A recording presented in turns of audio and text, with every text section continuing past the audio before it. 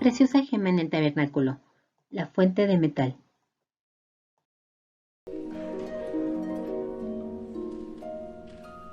Éxodo 30:17. Habló más Jehová a Moisés, diciendo: Harás también una fuente de metal con su basa de metal, para lavar, y la has de poner entre el tabernáculo del testimonio y el altar, y pondrás en ella agua, y de ella se lavarán Aarón y sus hijos sus manos y sus pies, cuando entraren en el tabernáculo del testimonio. Se han de lavar con agua, y no morirán, y cuando se llegaren al altar para ministrar, para encender a Jehová la ofrenda que se ha de consumir al fuego, también se lavarán las manos y los pies, y no morirán, y lo tendrán por estatuto perpetuo, él y su simiente por sus generaciones.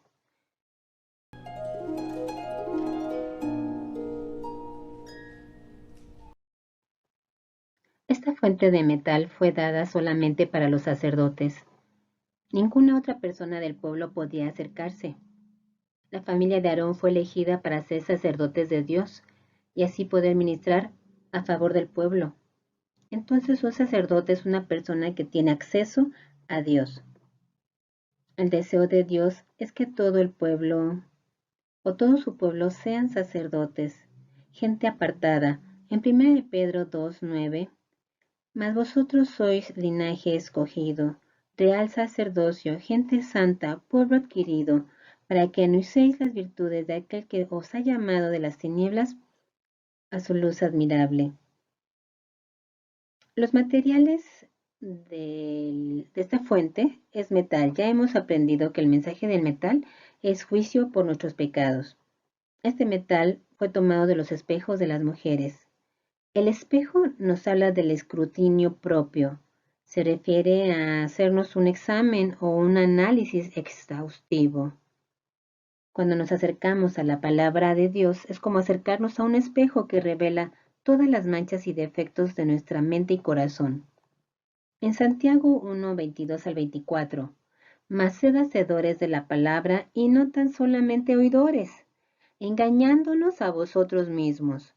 Porque si alguno oye la palabra y no la pone por obra, este tal es semejante al hombre que consideró en un espejo su rostro natural, porque él se consideró a sí mismo y se fue, y luego se olvidó qué tal era. O en otras versiones nos dice que se olvidó qué clase de persona es. La fuente de metal representa entonces el ministerio de Cristo a través de la palabra, revelándonos nuestro propio yo. Cuando nos acercamos a su palabra, acabamos de leer ahorita en Santiago que podemos estarnos engañando a nosotros mismos. Cuando fingimos demencia al no querer recordar la palabra de Dios o argumentando, es que no entiendo lo que dice la palabra de Dios, no entiendo la Biblia. Debemos de perseverar. Y si somos sinceros, Dios nos hablará aún más claro a nuestras vidas porque quiere salvar nuestras almas. El contenido de la fuente, en sí la fuente por sí misma no podía hacer nada, sino que era el contenido, el agua, que podía limpiar a los sacerdotes. Jesús a través de su palabra nos muestra lo que realmente somos, pero también esa misma palabra nos limpia. Entonces no solamente la fuente nos va a revelar nuestro pecado, sino también va a limpiar el pecado.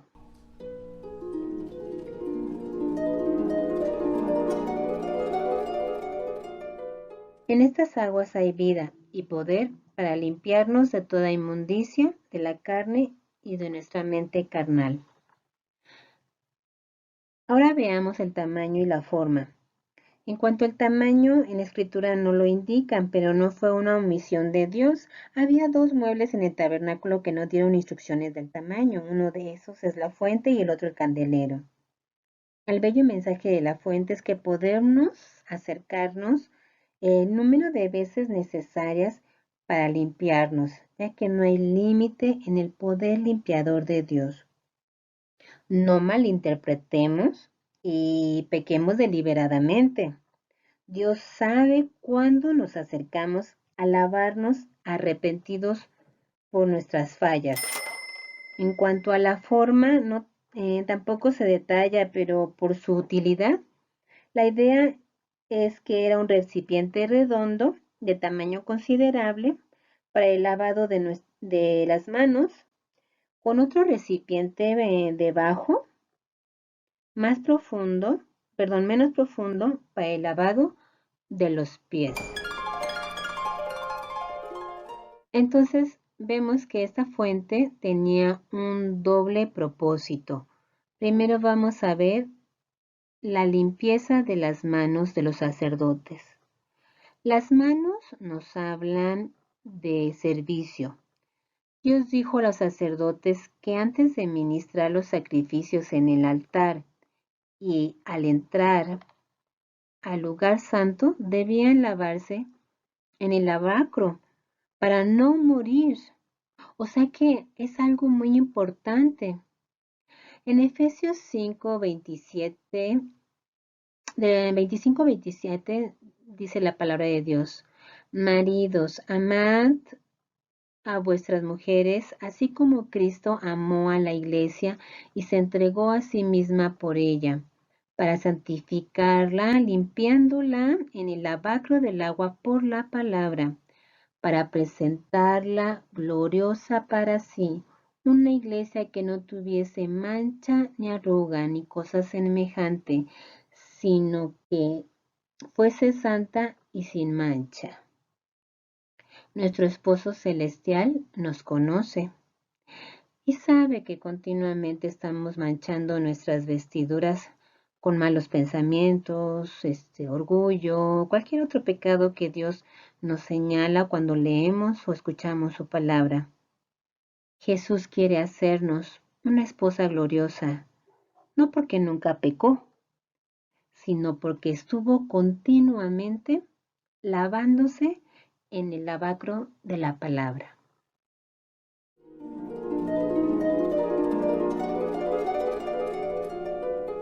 Profundicemos un poco sobre la limpieza de manos y nuestro servicio a Dios. Con ayuda de este diagrama de la triple naturaleza del hombre, aquí podemos ver los 5 sentidos del ser humano: vista, gusto, olfato, oído y tacto. Este último es el que vamos a utilizar para este tema. Nosotros fuimos creados a imagen y semejanza de Dios. Entonces somos cuerpo, alma y espíritu. Entonces decimos que el sentido del tacto en el cuerpo es nuestra mano. Nuestro sentido del tacto en el alma son nuestros afectos, con los que podemos tocar a las personas. Y nuestro sentido del tacto en el espíritu es nuestra adoración, con el cual podemos tocar o acercarnos a Dios.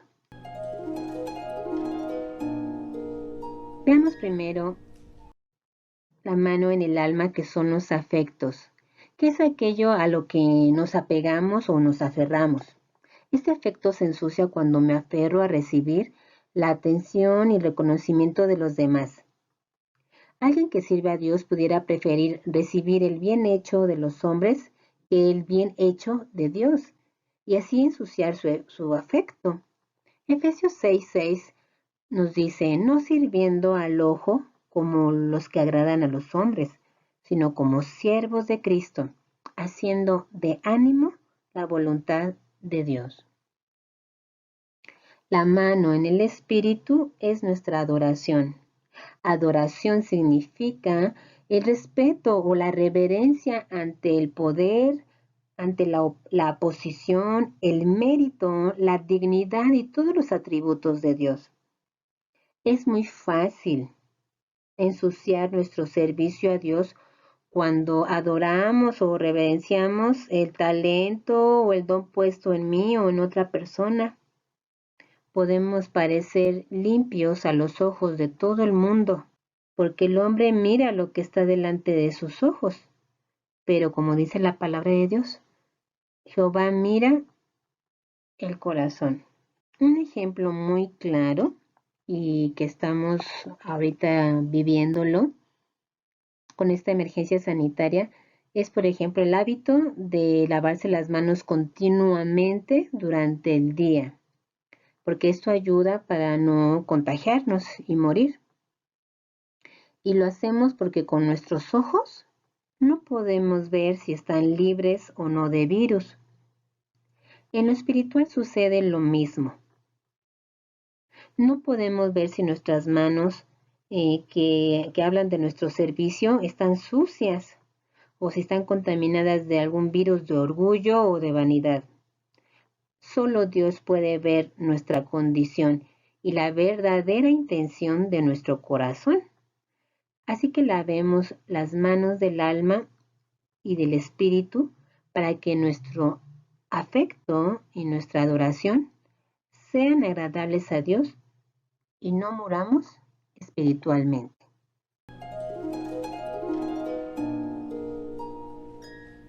Sigamos con los pies.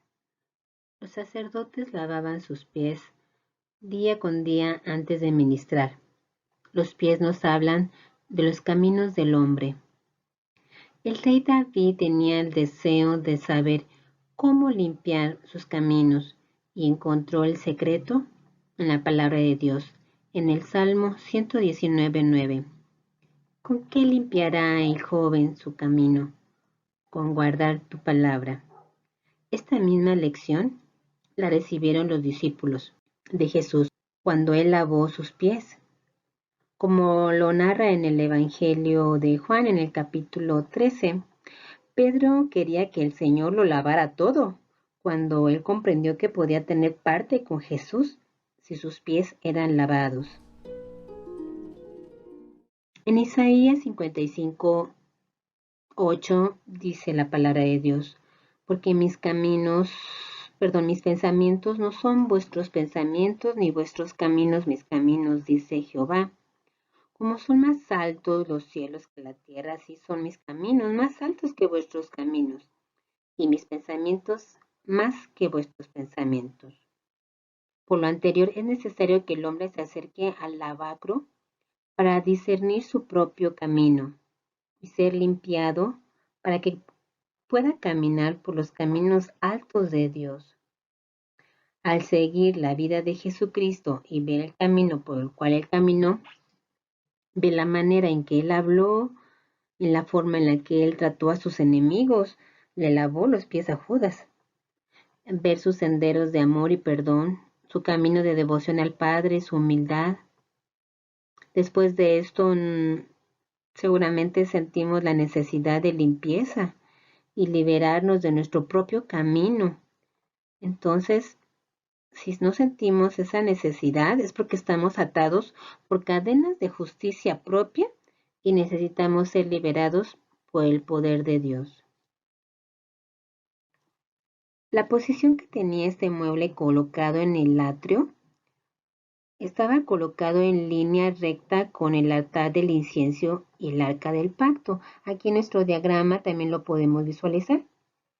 Aquí está el lavacro y estaba alineado con el siguiente mueble que era el altar de la oración y con el arca de pacto. Podemos ver entonces, y acá abajito está el altar de bronce que ya vimos, podemos entonces ver que encontramos limpieza del castigo del pecado mediante la sangre, ¿verdad? Que se derramaba aquí y mediante el fuego que descendía. Pero también podemos lavarnos o tener limpieza mediante el agua de la palabra sobre el poder del pecado. ¿Sí? Lo repito para que se entienda un poquito más.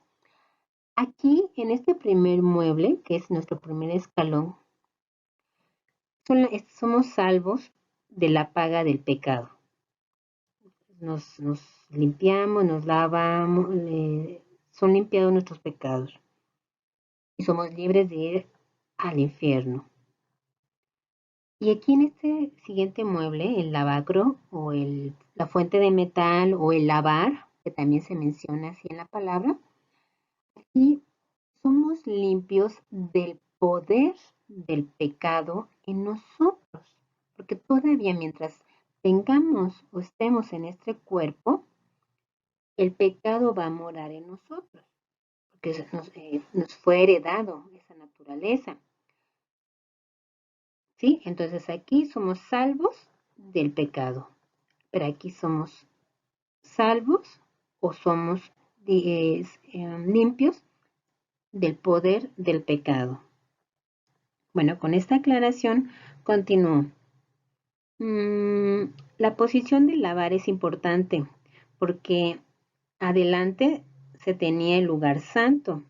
Entonces, esta preparación previa, preparaba al sacerdote para entrar al lugar santo, que es este lugar que estamos aquí señalando.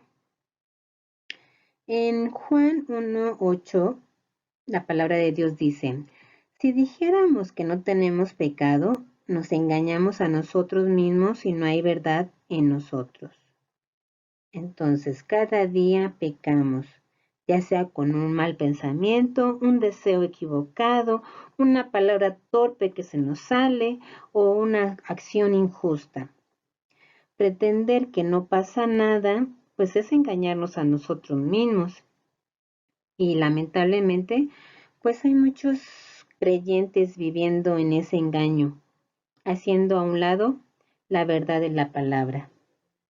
Otra de las cosas que nos va a enseñar esta fuente, o otra cosa que nos indica aquí el estudio de la preciosa gema en el tabernáculo, es que había una advertencia de no lavar manos y de no lavar pies, podían morir. Primera de Corintios 11, 30 al 32. Dice la palabra de Dios, por lo cual hay muchos enfermos y debilitados entre vosotros, y muchos duermen o muchos están muertos. Que si nos examinásemos a nosotros mismos, aquí estamos retomando lo del escrutinio propio que vimos al inicio, si nos examinásemos a nosotros mismos, cierto no seríamos juzgados. Mas siendo juzgados, somos castigados del Señor, para que no seamos condenados con el mundo. En este pasaje se hace mención de la comunión del pan.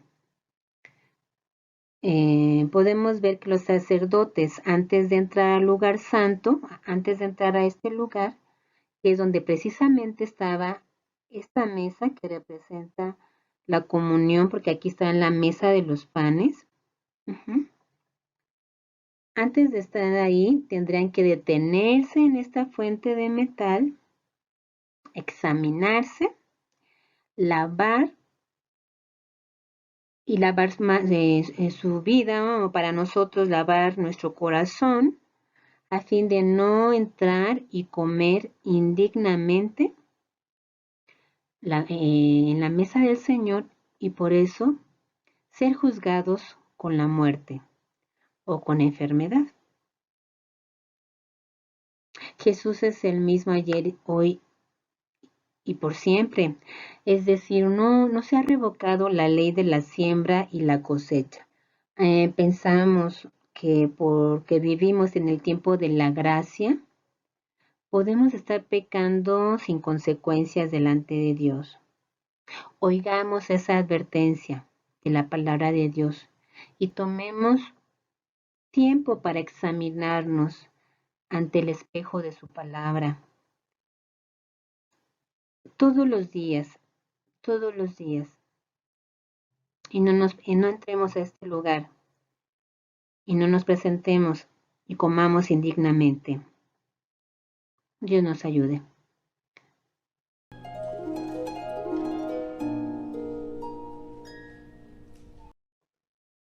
Por último, Veamos otro aspecto muy importante del lavacro con el agua, como una sombra, una figura del bautismo en agua en el nombre de Jesús.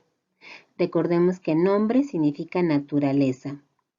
En Colosenses 2, del 10 al 12, la palabra de Dios dice, y en él estáis cumplidos, el cual es la cabeza de todo principio de potestad, en el cual también sois circuncidados de circuncisión no hecha con manos, con el despojamiento del cuerpo de los pecados de la carne, en la circuncisión de Cristo, sepultados juntamente con él en el bautismo, en el cual también resucitasteis con él, por la fe de la operación de Dios que le levantó de los muertos. Y a vosotros, estando muertos en pecados y en la incircuncisión de vuestra carne, os vivificó juntamente con él, perdonándonos todos los pecados. Relacionemos por un momento este pasaje con el Antiguo Testamento, cuando Dios le mandó a Abraham también que hiciera esta circuncisión como una señal, como un pacto de lo que Dios iba a hacer con él y su descendencia. En Génesis 17:10 lo podemos leer. Dice, este será mi pacto que guardaréis entre mí y vosotros y tu simiente después de ti. Será circuncidado todo varón de entre vosotros, circuncidaréis pues la carne de vuestro prepucio, y será por señal del pacto entre mí y vosotros. El varón incircunciso que no hubiera circuncidado la carne de su prepucio, aquella persona será borrada de su pueblo, ha violado mi pacto. Esta circuncisión entonces era un asunto muy serio. Negarse a la circuncisión quedaba fuera del pacto de Dios. Entonces, para nosotros, como cristianos, nuestra circuncisión es el bautismo en el nombre del Señor. Además, también, este bautismo o sumergirnos en las aguas completa el fundamento de todo cristiano, que es tener la sangre del Señor Jesucristo, que ya lo vimos en el altar de bronce, tener el fuego de su Espíritu Santo y ahora tener el agua. Con estos tres completamos el fundamento de todo cristiano. Ahora comparemos esta experiencia con Éxodo 29:4. Dice la palabra, y harás llegar a Aarón y a sus hijos a la puerta del tabernáculo del testimonio y los lavarás con agua. Es decir, fueron bañados una vez o lavados completamente a la hora de su consagración al sacerdocio. Pero como vimos al inicio de la lectura, en Éxodo 30, los sacerdotes tenían que regresar diariamente para la limpieza de sus manos y pies antes de ministrar. Y esto fue establecido por estatuto perpetuo. Eso significa que aún en esta dispensación de la gracia en que vivimos nosotros, los creyentes que ya fuimos bautizados exteriormente en el nombre de Jesús, debemos regresar nuevamente todos los días y lavarnos interiormente con las aguas del nombre de Jesús. Debemos pedir en oración que Jesús dé muerte o sepultura a nuestra vieja vida carnal. Morir, como el apóstol Pablo dijo, que él moría diariamente. El Espíritu de Dios nos revela día a día algo de nuestra forma de ser que debe de morir. Y por otro lado, también pedir la vida, la naturaleza de Jesús, que podamos levantarnos o resucitar en novedad de vida. Romanos 6:4. Por tanto, hemos sido sepultados con Él por medio del bautismo para muerte, a fin de que, como Cristo resucitó de entre los muertos por la gloria del Padre, así también nosotros andemos en novedad de vida. Termino este tiempo diciendo que Jesús nunca hubiera experimentado la vida de resurrección y de gloria si Él no hubiera muerto, si no hubiera sido crucificado. Es lo mismo para nosotros hoy. Nuestra recompensa por morir a nosotros mismos y crucificar nuestra carne es una vida nueva y un grado de gloria sobre nosotros, que nos prepara para estar en la presencia de Dios, ya que no todos estarán en su presencia. Salmo 24:3 pregunta: ¿quién subirá al monte de Jehová? ¿Y quién estará en el lugar de su santidad? La respuesta es: el limpio de manos y puro de corazón, el que no ha elevado su alma a la vanidad, ni juró con engaño. Bendiciones.